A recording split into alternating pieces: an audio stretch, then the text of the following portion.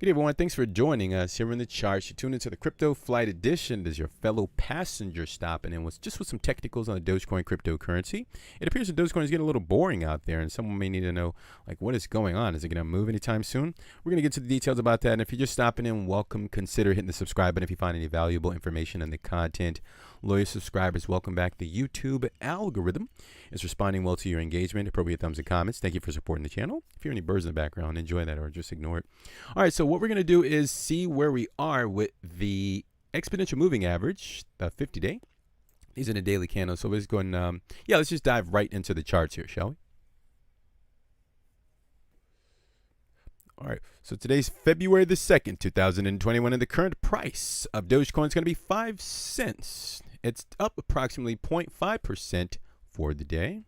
Okay. All right, let's just pull up our lines here. So that's it, really simple. So on the last video we left out, we were just saying two levels. Of course, the overhead target is still the same, the 5.5 cent level. But the lower targets that we left you wonderful folks out with was the 4.7 cent level, which is right here. And also the EMA, let's go ahead and reveal that. Okay, so it hasn't moved much. It's still near the, what is this?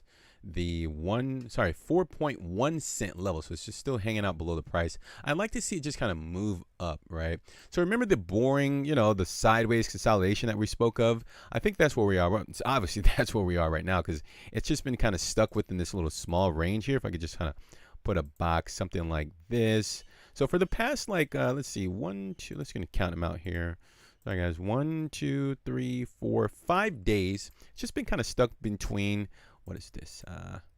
4.7 cents all the way up to 5.1 cents. So it's been kind of trapped, right, within a very small percentage. Let's see, like 6% up or 7% up.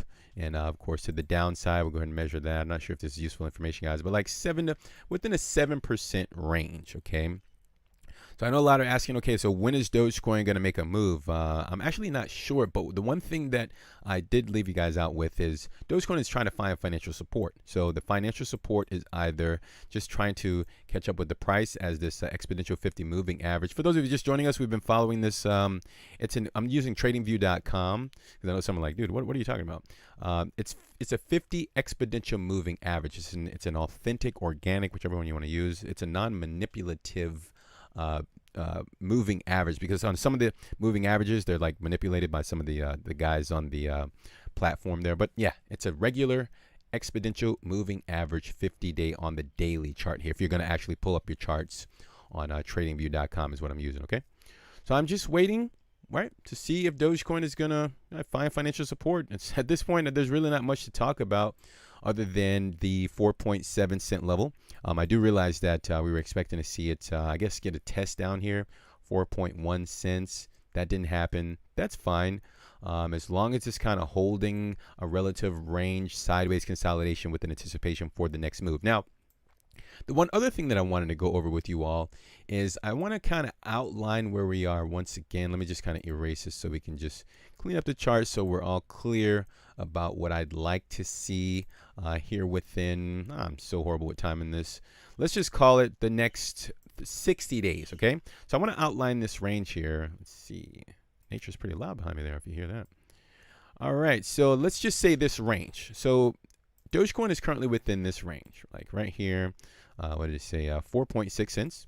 And all the way up to this range here, this level rather, 7.8 cents. Now I'm pointing this out because what we're looking for, I really want this to make sense here. Let me see if I can just do this also. Stick with me here, guys. Nothing's ever rehearsed. Never, ever rehearsed, okay?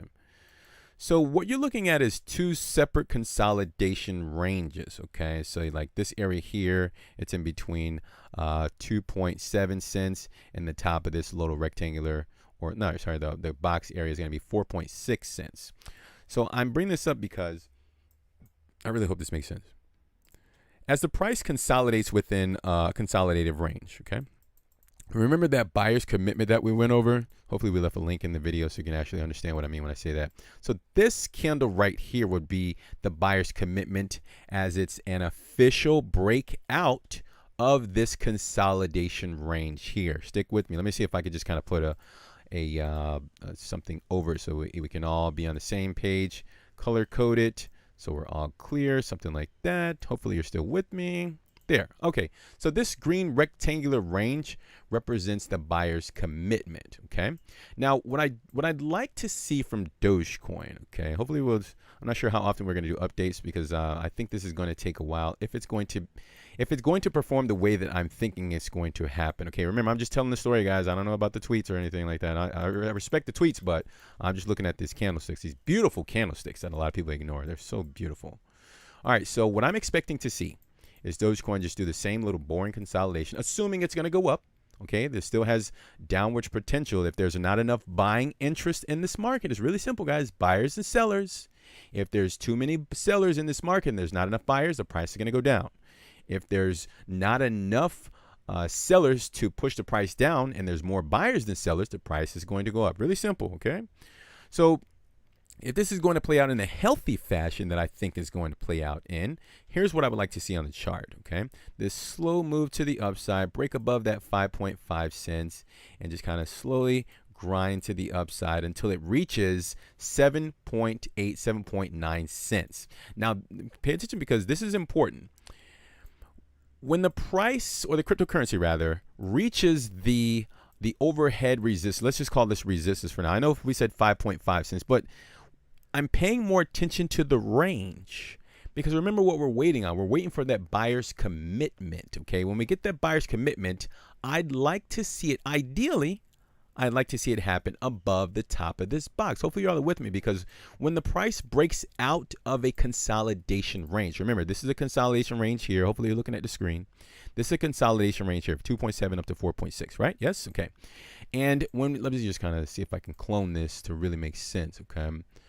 The buyer's commitment, I would like to ideally see it happen above a specific range. And this is the range that I can identify between 4.6 cents up to 7.8 cents. So as far as like having these, let me just erase these squigglies, right? If we see like an aggressive, you see this aggressive move within this consolidation range. You see this little, let me see if I can, I really want everyone to like get this. I think you guys are with me. You guys are really smart. I got a lot of engagement with those T's down in the comment section. That was pretty cool. Let's see. So you see this candle here.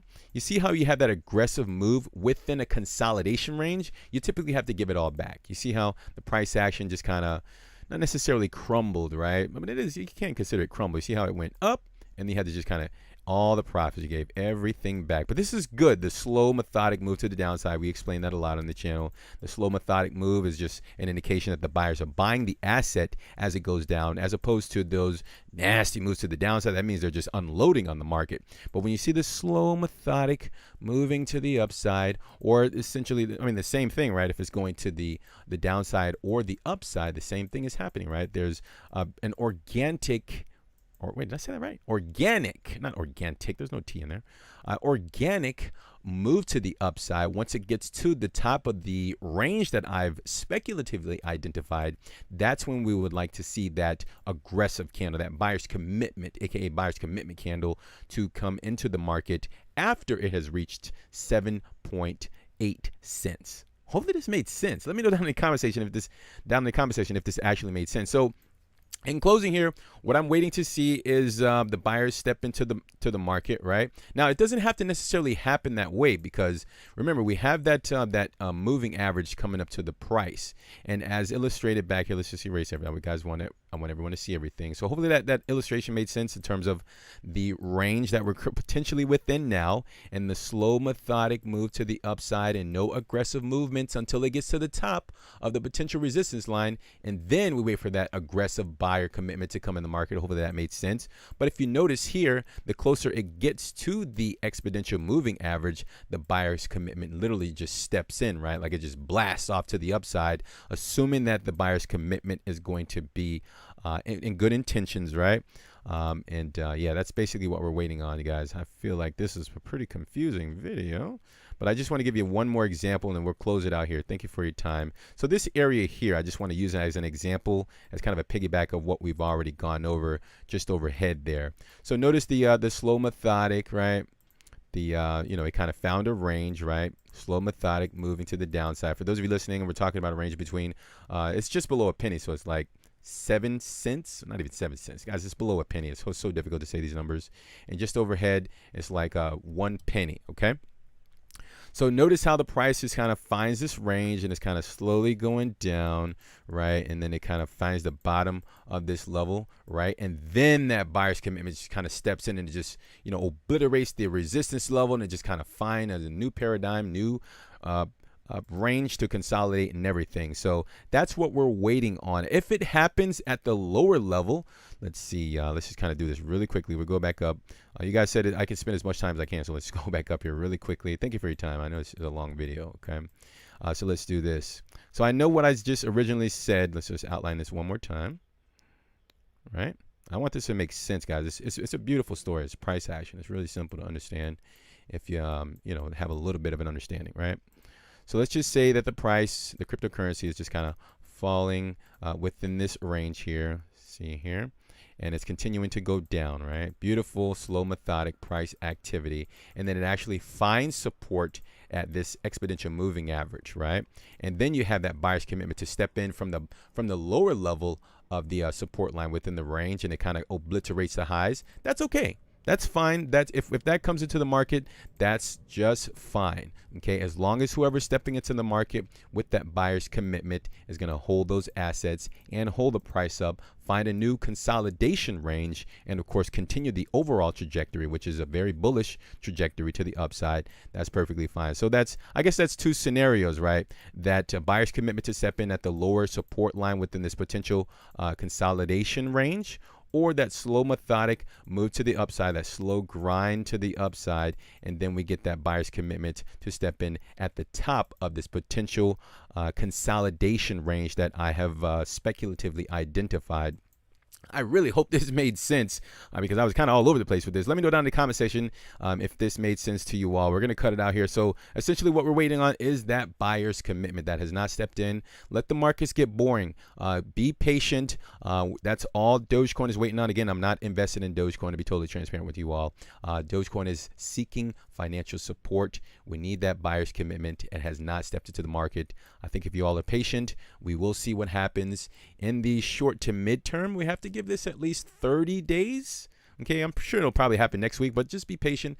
30 days is as far out as I can see it. In fact, let's just measure this. Man, this video is getting super long now.